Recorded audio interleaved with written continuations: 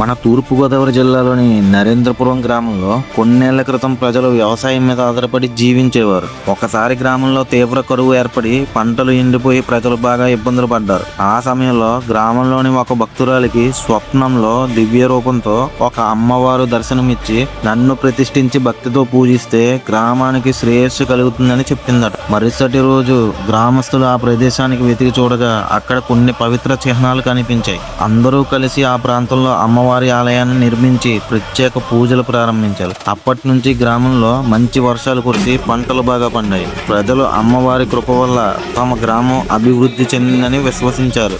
ఆ కృతజ్ఞతగా ప్రతి సంవత్సరం మహాలక్ష్మమ్మ తల్లి జాతరను ఘనంగా నిర్వహించడం ప్రారంభమైంది. జాతర సమయంలో అమ్మవారికి ప్రత్యేక అలంకరణలు, పూజలు, హారతులు నిర్వహిస్తున్నారు. దూర ప్రాంతాల నుంచి కూడా భక్తులు వచ్చి మొక్కులు చెల్లించుకుంటారు. గ్రామం అంతా పండుగ వాతావరణంతో కళకళలాడుతుంది. భక్తి, ఐకమత్యం, గ్రామ సంస్కృతికి ప్రతిబింబించే ఈ జాతరను నరేంద్రపురం ప్రజలకు ఎంతో పవిత్రమైంది.